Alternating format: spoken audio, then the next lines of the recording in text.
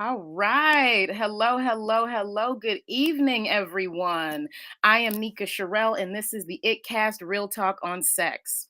The ItCast is our community outreach podcast that increases diversity in conversations on health and sexuality. Through this work, we are creating a world where all people feel loved, honored, and respected. We have some upcoming events for you. This weekend, Saturday, April 8th, we will be at Soma Second Saturday from 12 to 5. It is back for the season. Soma Second Saturday is a kink gear and leather market in San Francisco on 12th Street between Eagle Plaza and Folsom Street. Next weekend, you'll also find us at San Francisco Fetish Flea Market in the Wicked Grounds Annex from 11 a.m. to 5 p.m. And as always, we have our weekly support group, the Freedom Support Group, online every Sunday at 12 p.m. Pacific. That is hosted with Ethology Collective and the House of Sherelle. We also have our Sunday brunch at Jolene's, San Francisco. Go check it out. Awesome, awesome drag, burlesque, all the things show. All right. If you want to get one on one coaching with me, visit my link tree and book a free connection session. And please ask us anything. We want to hear from you. We want to know what's going on. And we want to be able to answer your questions and address your comments on the show. So you can get access to our bonus content on Patreon, patreon.com/Nika Sherelle. Subscribe to this YouTube channel and share with your community. Let's go ahead and dive in. This week's topic is Real Talk on Pleasure Awakening. Today in the booth, we have Rachel Levesque. Rachel is a Somatica certified sex and relationship coach with years of experience working somatically with clients on their personal healing journey. Rachel's work focuses on helping people create brave spaces in their lives. She helps her clients sniff out limiting beliefs and dogma that act as roadblocks to intimacy and play.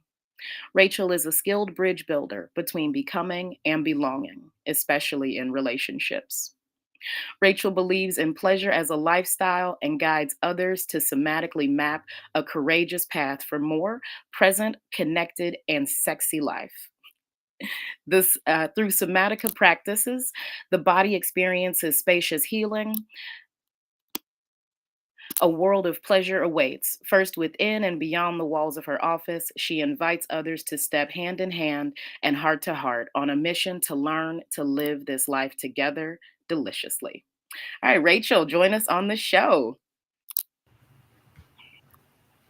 Hi, Hi, there you are. I am. Awesome. Welcome, welcome.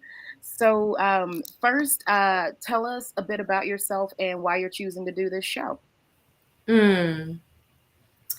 Well, I live in Nevada City, California, and I work in Sacramento sometimes on Mondays, actually. And I'm a mom of two kids, 8 and 12-year-olds. And I love where I live. It's beautiful. I love the Yuba River and nature and just having sort of the best of both worlds. It's like a little bit of a city, and I'm next to a city, and also I'm surrounded by nature just right at my doorstep. So it just feels good to be kind of in that in between place for me here. And I'm an artist and performer, and I love gardening. And yeah, I've just sort of devoted my life since I was young to healing, first healing myself and then realizing that through that I could help heal others. And so I'm really brought to this show to um, courageously share my voice, which is on my growing edge right there. So I'm here like vulnerably and excited to share. Yeah. Oh, thank you so much. Yeah, and just bringing my love for pleasure and sharing some of my story is really why I'm here. I feel like my story has been the most helpful in my own healing and also when I share it with others. Just it's my humanity that I Yeah, bring that I'm really feeling like sharing. I love that. I love that. Thank you.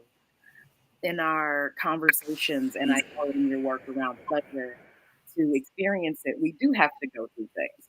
We have to overcome, we have to step aside, we have to allow. Yeah, a lot of those things. Yeah, so much.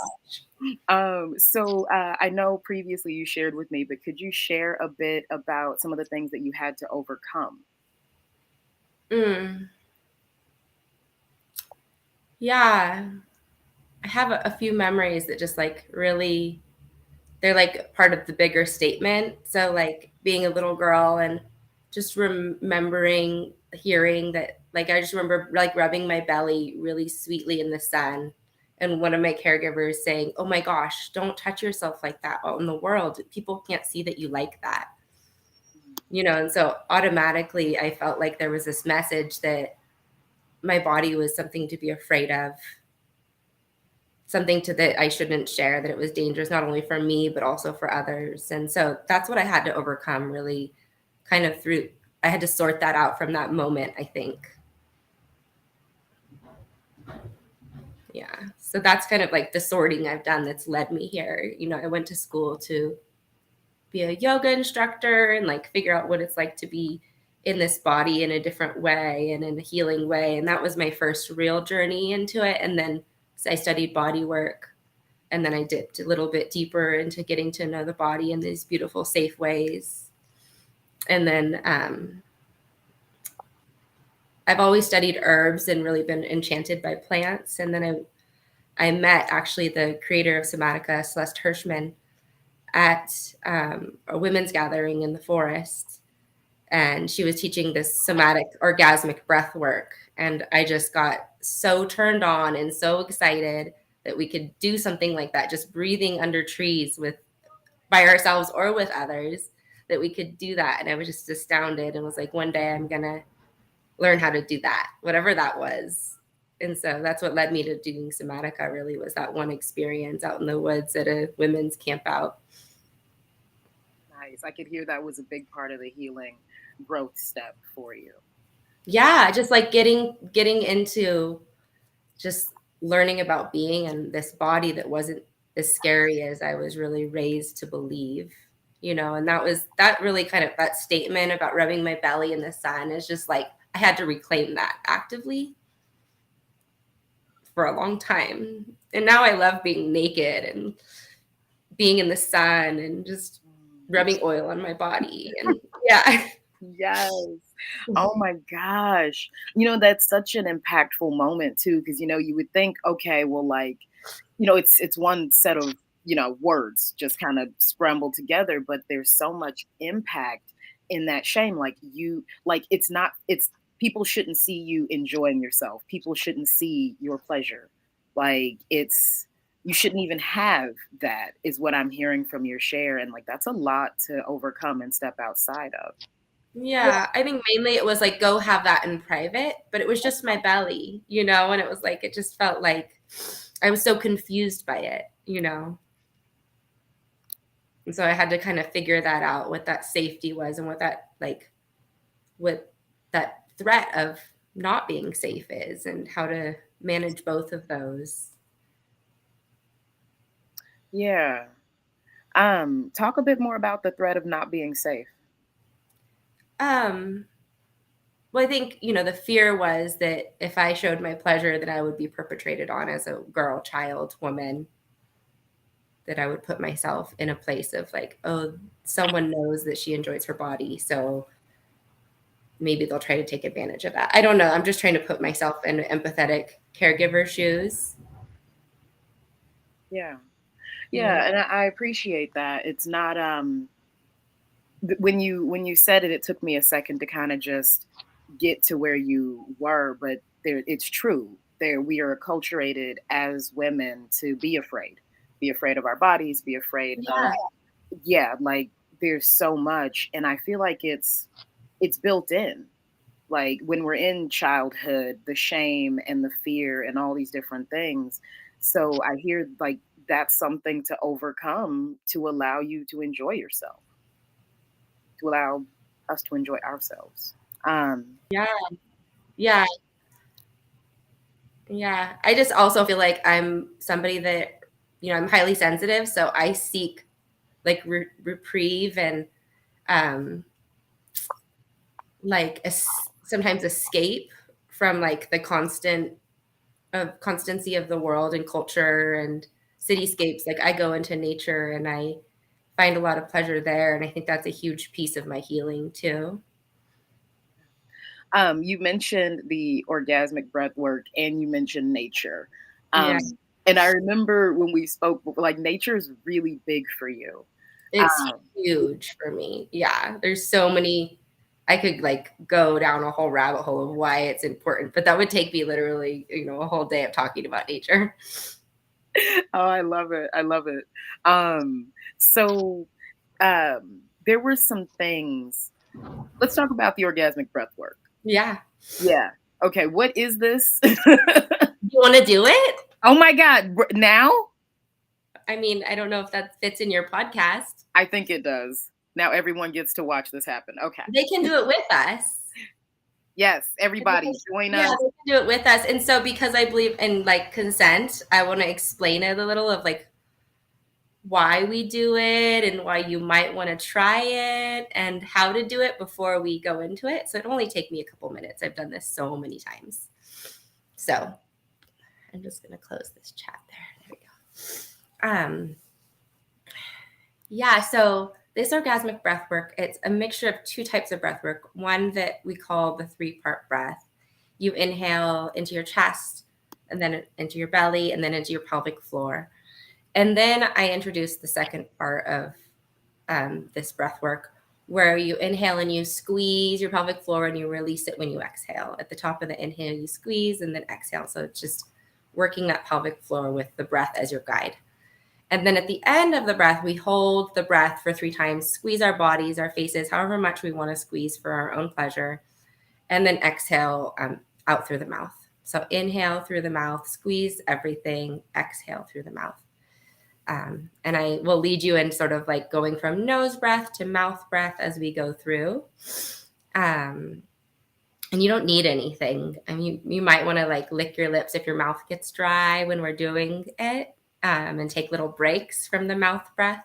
And you totally have permission to go back to the nose breath if you get lightheaded. Sometimes people get a little lightheaded, but you can just go back to the nose breath. Just stay with the breath and the squeeze, which is the most important. And why I like to do this is like I like to remind people that pleasure is as simple as taking a few breaths. It's like as simple as accessing this place. Like once you do this breath work a couple times, I can just go straight to that pelvic floor breath and do 10 or 15 before I hop out of my car and go to a meeting. I could do 10 or 15 of these breaths. And it just helps me weave pleasure into my life, but I can also use it in the bedroom with lovers, and it's really powerful for my pleasure and for theirs because I'm squeezing and releasing. So if there's penetration, it's really exciting. Um, and I can use it with myself in my own pleasure sessions. And I love to really just help people learn how to do these kinds of pleasure practices also together in groups. And it deshamifies the whole pleasure experience because we're not doing some of the things that were traditionally shameful. We're just doing breath work, but we're having this orgasmic experience together. And I feel like it can be really healing. Yeah. So, would you like to try it? I would like to try it. Let's go. Wonderful. I am going to take a sip of my tea. And if you have water, I invite you to take a drink of water before we start.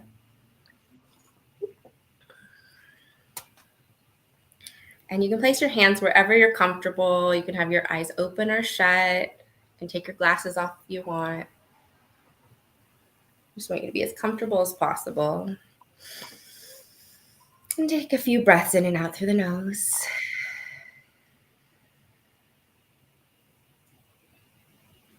And then I invite you to give yourself a touch somewhere on the body that you really like having touched. Maybe the inside of your arm, your thighs, the side of your face.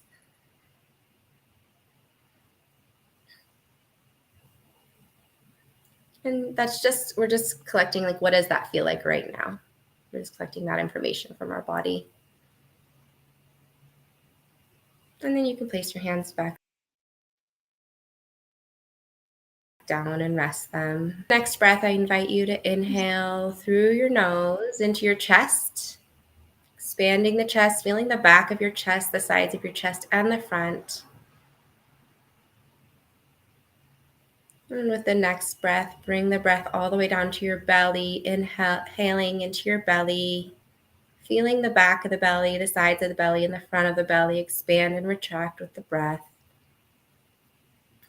And with your next breath, I invite you to breathe into your pelvic floor, in and out through the nose a few times. And we're going to transition from our nose breath to our mouth breath here. So inhale through the mouth, exhale through the mouth. Just noticing your pelvic bowl, holding your belly, holding your chest, holding your shoulders and your head and your arms. Feel your feet on the floor.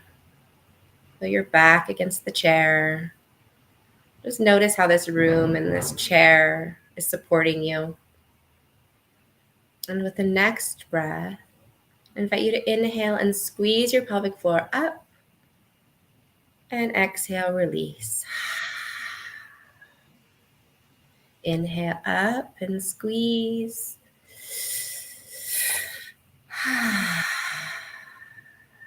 And go ahead and go at your own pace. Just speed it up a little bit. Find a nice fast pace. Squeezing and releasing, the breath guiding.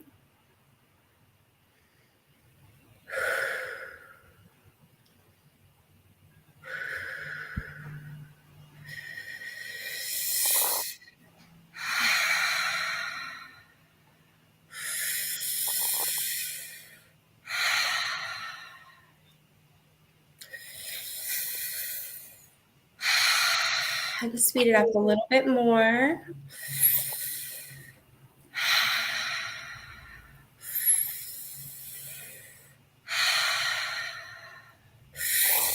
Squeezing and releasing faster.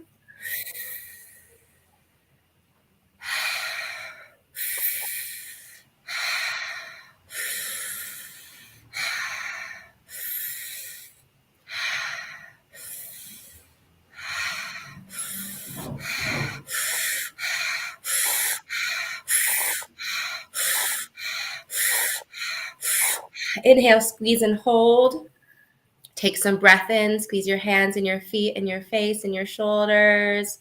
And then exhale, release. Ha. One or two more of those. Inhale, squeeze. Hold and squeeze a little more. Sip a little more. Sip, sip, sip. Squeeze, squeeze, squeeze. And when you're ready, release. One more. Make it as big or as little as you want it. Just do this one totally for you. I'll be quiet.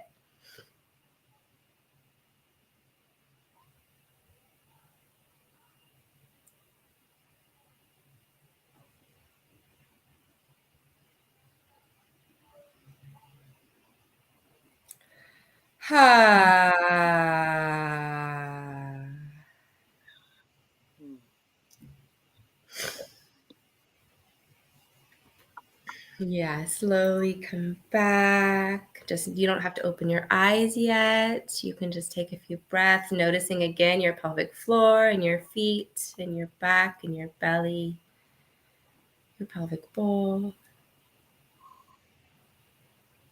And then I invite you to feel that place we started with where you gave touch to on your body and just see if it feels any different. It may or may not.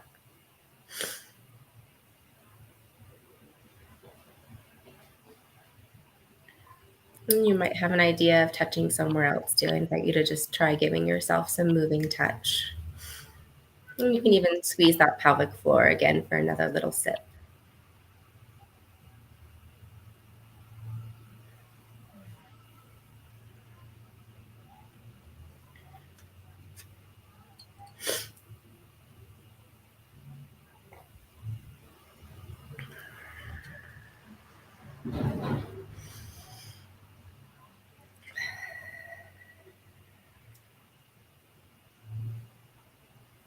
I'm here with you if you want to share what that was like.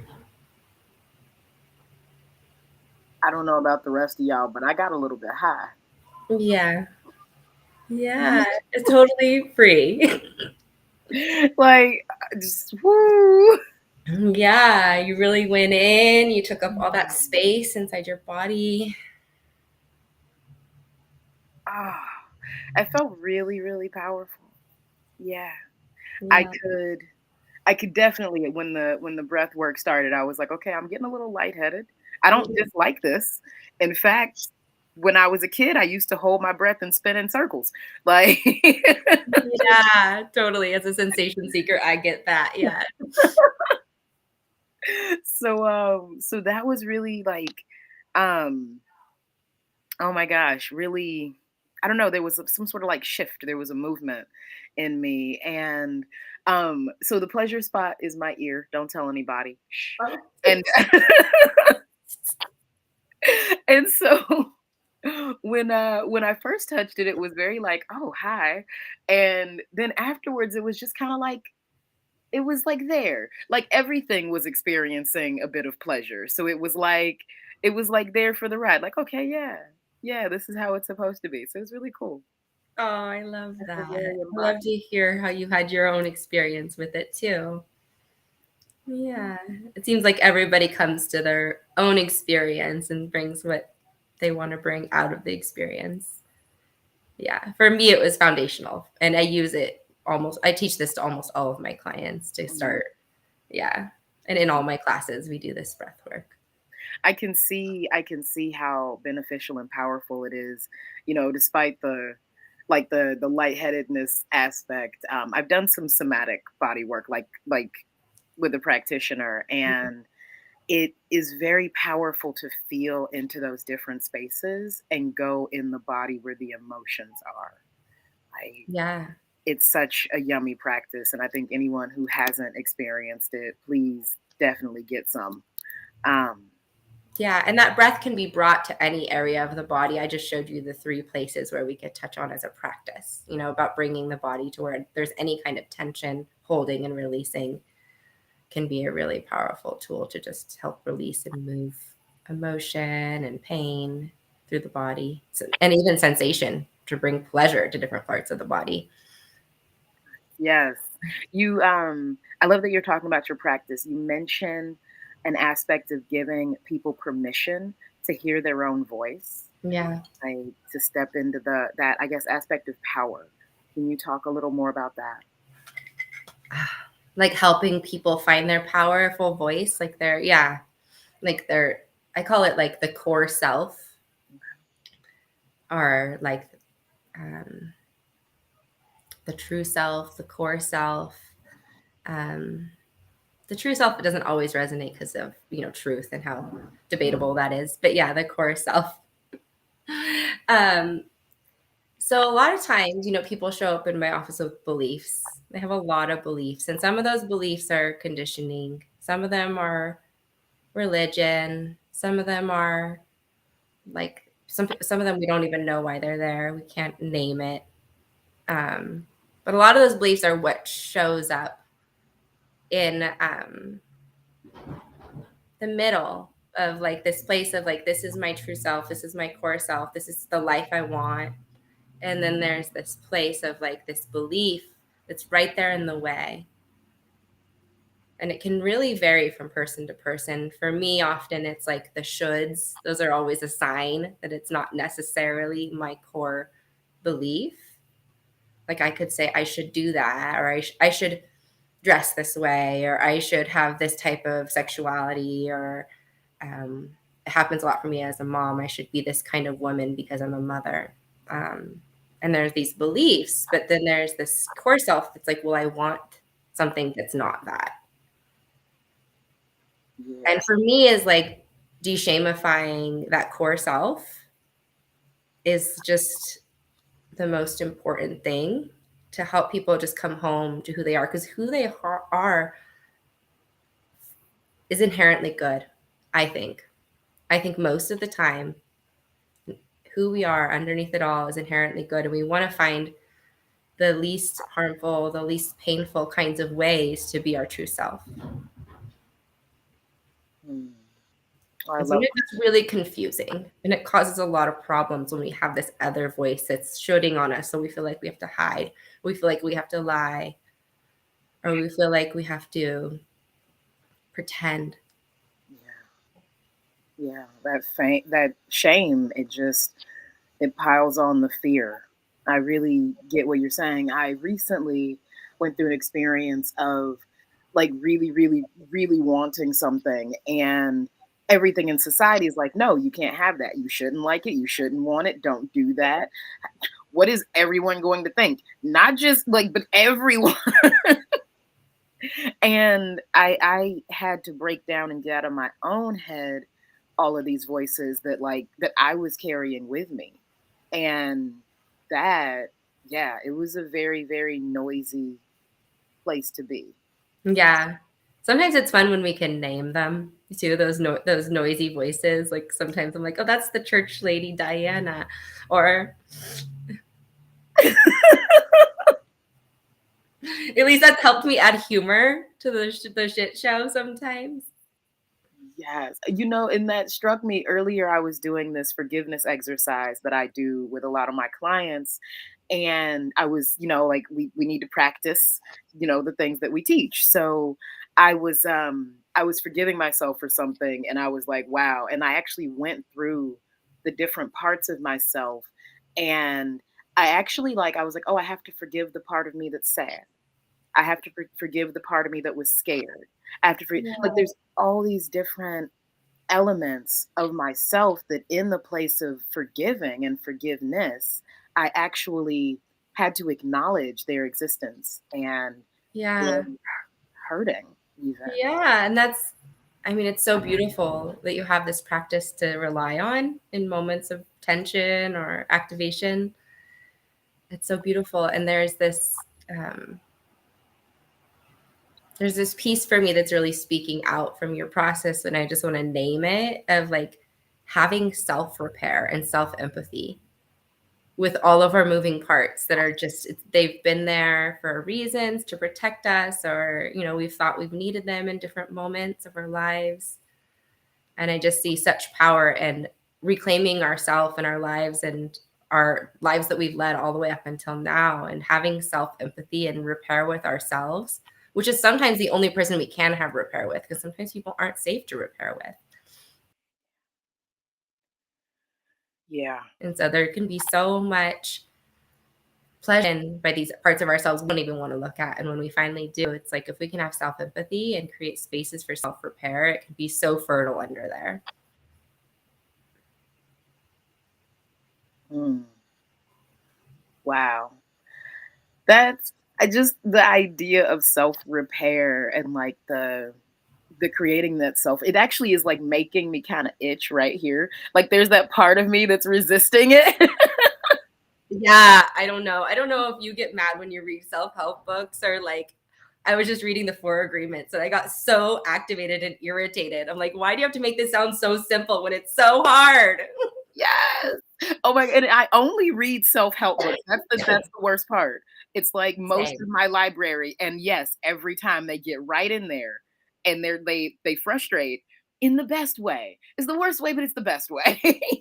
On Yeah. the other side of all of that experience is the goal. And so just like you said, like the pleasure, we have to move through the muck of it all. The muck is what makes it. I feel like, yeah, the muck is helps us get there. It helps us. We have to go through the muck. At least I have had to. I've had to look at my shit. I've had to figure out how to grow these roses, and it's taken me. I've cried every day at least once for the last 5 years of my life, and they've been the most potent, most pleasure filled years Mhm. of my life as well. That's real. That's real. The capacity to feel emotions like deeply. I think that was something else that you had mentioned, complex emotion. And it's real. It's crying can be some of the most painful, but also some of the most elative experience. It's like releasing that energy. Yeah. Yeah. And for me, I don't know about everybody else's experience with crying, but most of my life, I've cried in this really kind of contracted way where I'm like holding my jaw tight, my eyes are scrunched.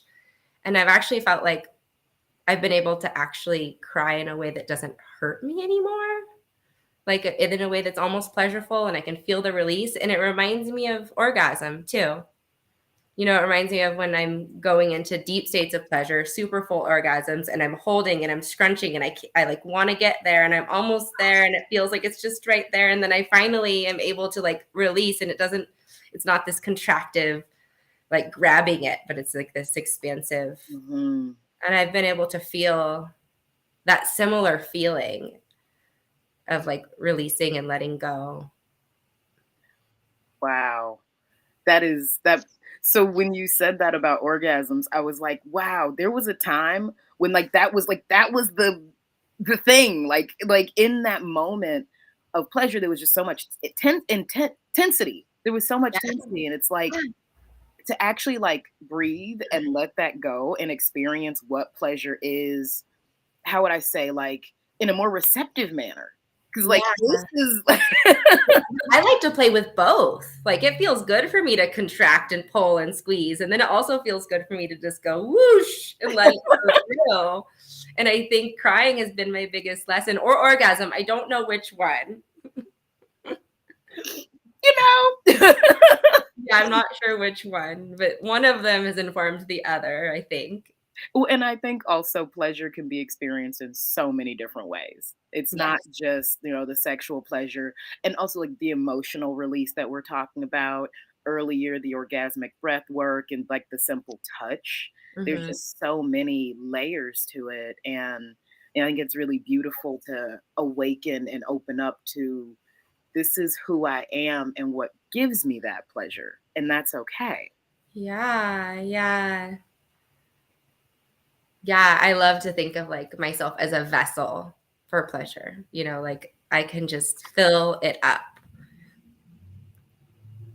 I'm I'm taking that on. Yep. Yeah, like I'm here for this. Why else am I here? That just gives me this sense of like how much pleasure can I hold? How much can I put in here? Because when I think of a vessel, it's like, well, it's there to How hold much something. pleasure? Yeah, yeah. If that feels like it's just there to hold it. Yeah.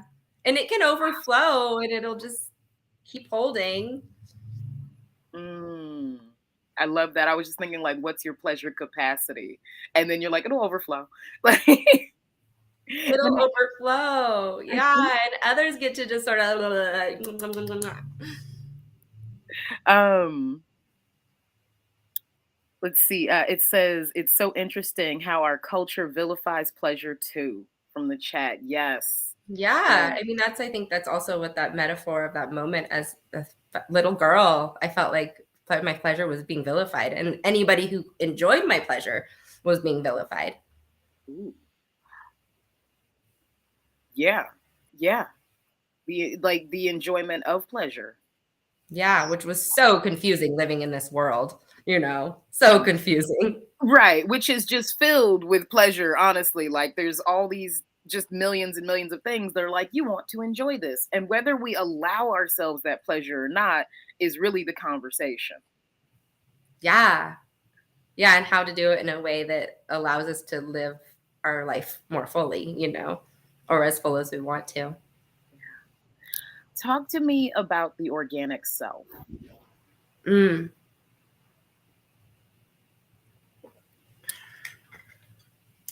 Yeah. That core self, that true self, that organic self, whatever you want to call it. I really like everyone to have a choice of what they choose for wording. Um, for me, I love the word innocent.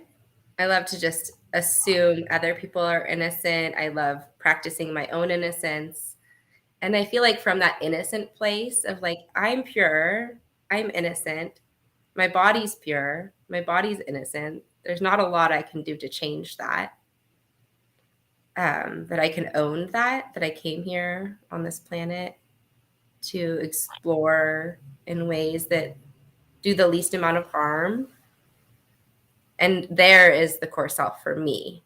Other people's core self would be explained differently, I think, and for me is like, I want to feel my aliveness. I want to be able to feel it, and I want to feel it as much as I'm allowed to feel it, as much as I can feel it in the most gentle, kind, caring, loving, intimately connected ways Yeah. Yeah. that respects other people's humanity and sovereignty as well as my own. That's a big one. That's a really big one. Like it's beautiful because it's okay to want what you want. It's okay to like what you like. And I think all of those things are really powerful. And in the exploration of pleasure, to not trespass or violate someone else's autonomy and boundaries and their access and capacity for pleasure. Exactly. And that's how I help others too. Is like, okay, these are your wants, these are your desires, these are your kinks, these are all these little dark secrets. And how do we get these in the ways that like help you love and respect and honor yourself and the world around you? Like, Yes. let's celebrate all those things. But also over here, there's this whole world available to you to play in. I just, oh my God, I have to share this. It's coming up really strong for me.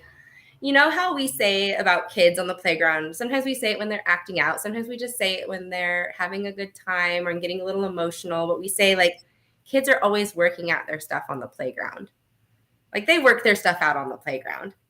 And I just want to say, I work my stuff out on the playground, Yeah. out in the world. We're all working our stuff out. And so that's the place of like having understanding that we're all so different. And how do we talk about that in ways that are caring and self-protected, and I think that still brings back in that moment with me with my belly of like that caregiver was showing deep care in their fear, where they were kind of putting their fear on me, but they're also being so protective, you know Yeah. In the best way they knew how. the best way they knew how. Yeah, exactly. And I just like, I love to think about the world as this playground, and we're all learning, and we're all always going to school. Like, whether we're going to school, or if we're just alive, like, being alive is like going to school still. Yeah. We're learning so much every day, whether we're consuming Netflix all day or if we're out in the world exploring nature. Like, either way, we don't really have a choice. We're learning creatures. Yes. Yes. Yeah. Um, and I love that, looking at the energy of being human, as you were sharing and explaining about the the humanity and the experience of discovering the self. It reminds me of this belief I have where we are all always our child self. Like Yeah. that core part of us when it comes down to needs and care and want and love, it's like we're still all that that little human that like Yeah. has those needs, and it's so sweet to like look at and relate to people that way. And so I just, when I think about the self discovery and that inner self, it's like it's that love and that care and that kindness. um yeah, that space we create for ourselves. Yeah. And I think as we get to know that child self, and some of us do different kinds of work that help us get there, but we can also develop this loving parent. And for me, that's been really healing, and healing my wounds from my childhood is developing a new voice, like a part of myself that's like the loving mommy and the loving daddy, and also finding like people around me that are examples, not only within myself but out in the world, that are examples of who that might be, and having healing relationships with them. Mhm. Even I can have the healing relationship with my own inner loving mommy and daddy, but then I can also choose people to have around me to have love with, that are also encompassing those values, to repeat my experience but in a healing way. Mhm. Having caregivers that show up the way that I needed them to, even though they were showing up the best they could. Like, Yeah. I love that idea of the reparenting. And I want to note that like creating relationships outside of your biological parents with like people who are wise and like, like your elder, or you have that relationship with. It's such a beautiful connection. It is. And when you said that, I automatically sprung all the way to kink.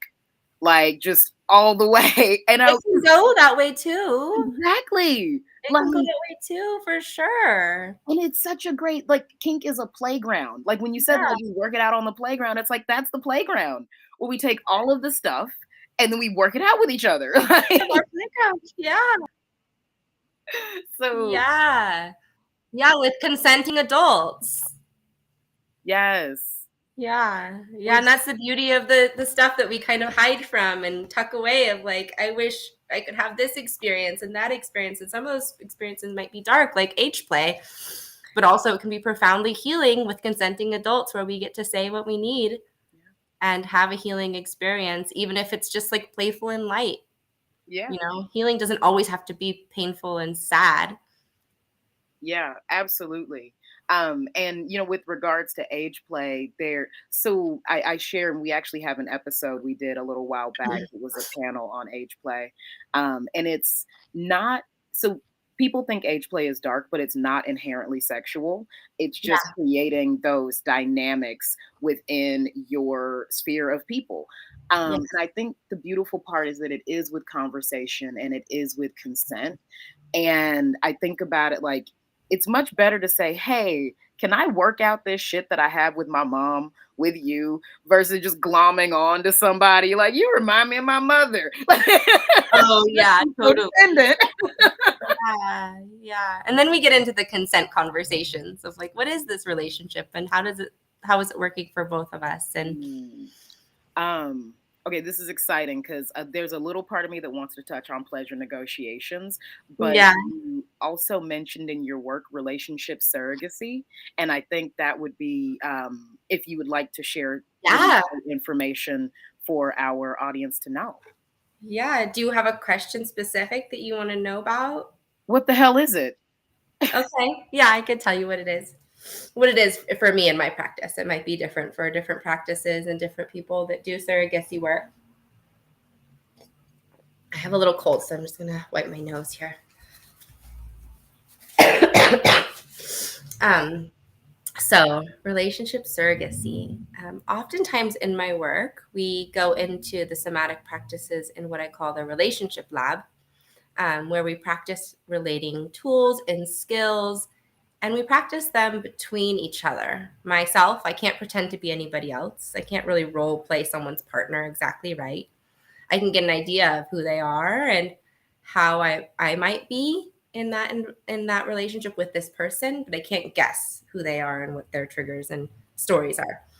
And so I do my best to attune and figure out my clients' growing edges and trace those and create somatic practices that are interrelational. So sometimes I show up as their mommy. Sometimes I'm a loving, caring mommy. Sometimes I'm a firm, boundaried mommy. Sometimes I'm a little bit of both or all of it. Sometimes I'm a really cuddly mommy, or I want to wrestle and play and be silly and make jokes, but it's all intentional for my clients' growing edges, wherever their growth needs to happen, wherever I kind of find a healing gap or a gap in development from that kind of 0 to 6 realm. But sometimes we go into the teen years as well. But that seems to always be sort of a repeat from the 0 to 6. And so that's for the mommy work. And then as I get into the partner work, sometimes we outgrow our mommy relationship where I'm sort of the mommy and the daddy. And we outgrow that relationship where I've been parenting them for a while and protecting them and teaching about advocating for their own safety and all these different things that are sort of like the parent's job. And then sometimes we graduate out of the mother parent or the parent child role and we get into some more of a lover's lab where we practice touch and running erotic energy in the room together rather than like a lot of people can run their erotic energy no problem by themselves or with porn, but learning how to run it in a room with another person. But I do this and invite it in a beautiful, loving, accepting, most like my highest self. Like I will come and do repair. I will do whatever within my model of practice that I can do within my boundaries to really ensure this person, my client in front of me, is fulfilling these gaps of how to be in the best possible romantic or sexual relationship or asexual relationship, whatever they're wanting, really. I'm in service to what they want, really. And I'm learning how to be myself in service to what they want. And that's the surrogacy part. I'm not trying to be somebody else. I'm being myself, but always in service to what they want. And if I can't be in service to what they want, then I help find them someone that can be. And I don't just like, oh, I can't do that for you. Bye. I usually network with my other professionals and help find them a facilitator, a practitioner that can help them. And in that lovers realm, we can practice almost anything. And my boundaries are, I have very specific boundaries. I stay fully clothed with my clients. I don't kiss them on the mouth.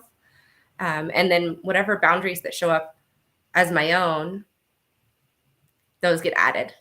Yeah. And they vary from person to person and client to client. Wow. You just totally opened my mind up to what relationship surrogacy is. Yeah, and we go on dates even, and a lot of times if we don't go on dates, we talk about and paint like beautiful images in our mind of what the perfect date would be and what I would want on the date and what they would want on the date and how to negotiate the date. Yes, I love it. Okay, okay. So this does tie in perfectly because we were just talking about, creating these healthy relationships with consent. And I'm hearing with surrogacy, it's whatever relationship you want to work on and heal. And then there's that balance and that opportunity. And like you said, not being someone else, but you're showing up as Rachel. But what is being received is, okay, I'm learning how to dance with someone else's boundary, or I'm learning how to receive so where my boundaries are in this very like natural dance between two people. Yeah, and not only boundaries, like we're learning how to receive desire and we're learning how to receive erotic energy and we're learning how it feels like I would explain if I didn't feel like my erotic energy was being received and I would ask why I don't feel that rather than like in a dating Mhm. atmosphere they might just not go on another date. Yes. Yeah, so like they're getting to know like oh it's my clients are getting to know and I'm also always getting to know what that impact is like really what I'm learning what I'm teaching and learning is like learning to talk about the impact and not leave and learning to take breaks even like I'll close my eyes in sessions and be like oh there's a thing I'm feeling like activation in my body I'm gonna squeeze and like shake and here I'm back and sometimes we have to do that together sometimes we just turn on some rock and roll and dance together like ooh let's shake this off and come back. Wow, I love it. That being in the discomfort, like learning how to be there, how to play, how to breathe through it. And It's it's happening experientially as it comes up so I'm not like teaching this regimented thing and really for me why this method resonates so much with me that I do is because it's kind of what I've been doing this whole time is my healing and it's just been a really good fit for me. Like I've always been someone who needs music, needs nature. I've always had these like somatic practices. I didn't know they were practices, but I knew that's what made me survive. mm, yeah. And then it's been like, oh, I can bring me into these things and I can be my sensitive, playful self. So yeah, and the thing, this is great because it also lends to the conversation around pleasure negotiations, which we talk about from time to time, just kind of here and there, but learning how to do that dance. I was just taken somewhere for a second. I was like, I've been in one of my relationships has been such a growing practice for me, like a process of even just learning to be in a relationship.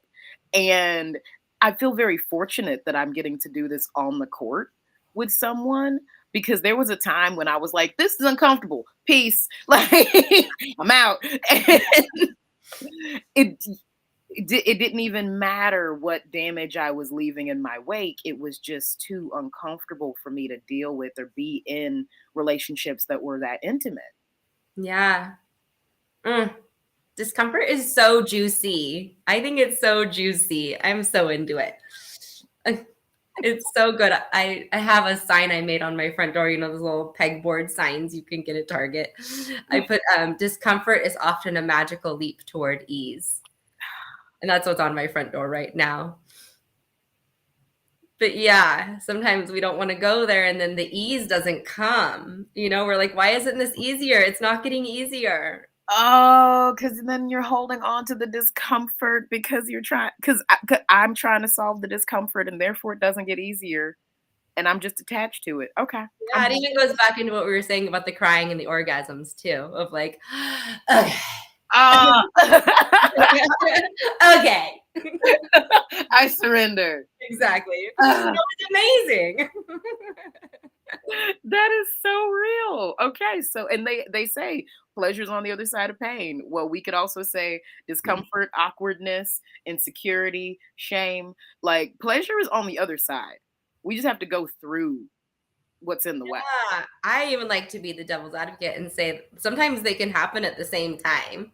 The pleasure and the shame, or like as I'm learning to sort my shame, sometimes shame shows up right next to my pleasure or right with it. Yep. And I can build a trusting moment with my shame there of like, hi, shame, I see you. You're with me. We're still going to do the fucking thing. And I'm very curious to know, like, is there something that can be done about that? You said um the shame coming right along with the pleasure. And what I'm asking is not so much for it to be fixed, but like how could it best be utilized? Like I've had moments where like I will have an orgasm and then completely be like, oh my God, I can't believe I just did that. Like, Yeah, and shame over. Yeah. yeah. And After I'm like, vulnerability. Yeah. shame after vulnerability. Okay. Yeah. Well, it's part of that that's like the should self, or the not the core self. Being Mm, like, how could you do that? God, that's real. That's real. How could you do that? Yeah. Okay, the last thing I want to touch on before we wrap up is body neutrality. That was Mm. Oh, yes. it's so important to me. Oh my God. I just like want to take off my clothes. Yes, we won. You won't, but that's my response. Like, that's what this is. Me being like okay with taking off my clothes. I'm okay with it, you know?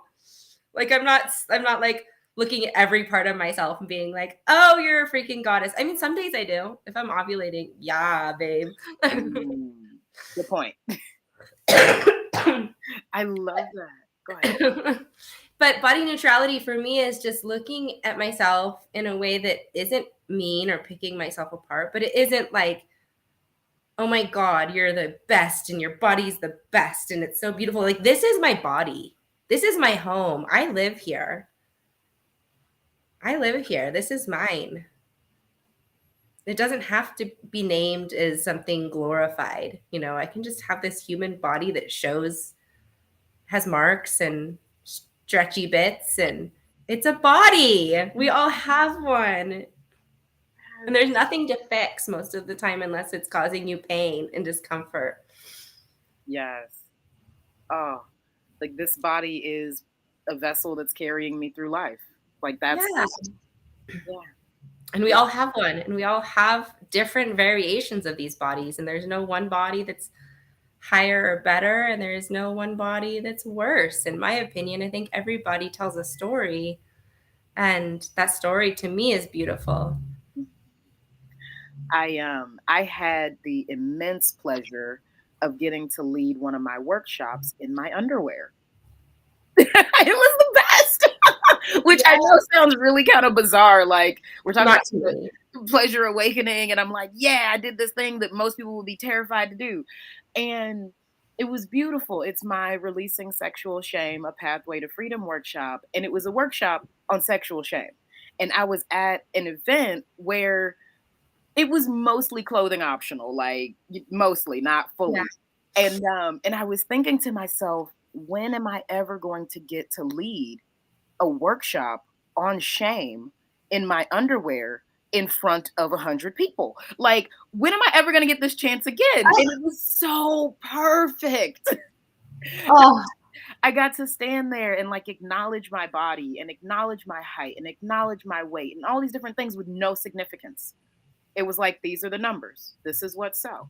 And it's been made yeah, to mean all this shit, but it just is what it is.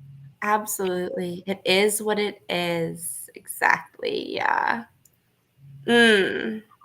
And the shame can be there, and we can still say, this is my body. I deserve to take up space no matter what. And that feels neutral to me. I don't need to like be worshipped or celebrated, although that's really nice. I'm open to that. I Yep. also don't need that to have my body show up in a way that also feels powerful, where my voice is allowed to be heard. Yeah. No need for external validation. Yeah. Mm. Yeah. Okay, so tell us a bit about your work and how people can find you, follow up, get your services. Yeah. Um, well, I work in Sacramento, California on Mondays, and I take clients on Mondays there and have an office in Midtown. And then I work in downtown Nevada City. That's where I am right now, in my office. And I also see people online, worldwide. And you can find me on my website or on Instagram. My website is becomingthemself.com, and my Instagram is becomingthemself. Mm. So you can find me there. You can find me as my name, Rachel Levesque, on Facebook, and you get to kind of get a more personal look of my life that way too, because I kind of share a little bit of family stuff and a little bit of career stuff and a little bit of burlesque stuff, all on that page. It's sort of the hodgepodge mix. Yeah, Yeah. but I like letting people on there too. It's fun to just show my dynamic self there. Ah, I love it. I love it. Thank you so much. This is just the yummiest, juiciest. And I'm also just going to acknowledge I have been mispronouncing your name and I'm so sorry. I'm back. Oh, that's okay. I heard it, but everyone does, so it wasn't a big deal. Oh, thank you. Thank you for that. Yeah, it's a hard one. Even my kid still doesn't know how to pronounce it, so he's trying. Oh, I love it. Okay. Awesome. Well, is there anything, any final words you want to say before we wrap up our show? Mm, yeah, I just want to say that everyone deserves pleasure. Everyone deserves to be neutral with their bodies in some way, even if it's just alone with themselves, or if they need somebody else to show up and love their body, that's great too. Like, and they can't do that for themselves. I just want to say, no matter what, everyone deserves pleasure. And that doesn't always mean sexual pleasure, but just food, music, sex, nature, rest, hot baths, yummy drinks. I don't know, whatever gives you that feeling of like, I'm taking time for pleasure. You deserve that. Everyone does. I love that. Rachel, thank you so much for being on the show today. Your work and your wisdom are incredibly powerful, and we are grateful to have you as a part of this conversation. Thank you for having me. I'm so touched. This was so fun. I just love talking with you. Mm. Ah. Thank you. Um, Mm. all right, everybody out there, thank you so much for joining us today. This is the It Cast Real Talk on Sex, our community outreach podcast that increases diversity in conversations on health and sexuality. Through this work, we are creating a world where all people feel loved, honored, and respected. Tune in next week where we will talk about real talk on what we believe about sex and aging with Dr. Nicole Crawford. That'll be live at 12 p.m. Pacific, 3 p.m. Eastern. Upcoming events this weekend, we have Soma Second Saturday on Saturday, April 8th. This kink gear and leather market is in San Francisco on 12th Street between Eagle Plaza and Folsom Street, noon to 5. Next weekend, we have the Fetish Flea Market at the Wicked Grounds Annex from 11 to 5. And as always, check out our weekly Freedom Support Group online, Sundays, noon Pacific, hosted by Ethology Collective and the House of Sherelle. And Sunday brunch over at Jolene's SF. Definitely check that out. If you want one on one coaching with me, visit my link tree to book a free connection session. Ask us anything because we want to hear from you. We need to hear from you. Thank you for everything you put in the chat, and please keep it coming. You can get access to our bonus content on Patreon, learn more about our work at theitcast.com, subscribe to this YouTube channel, and share with your community. Thank you, everybody. Mwah. We'll see you next week.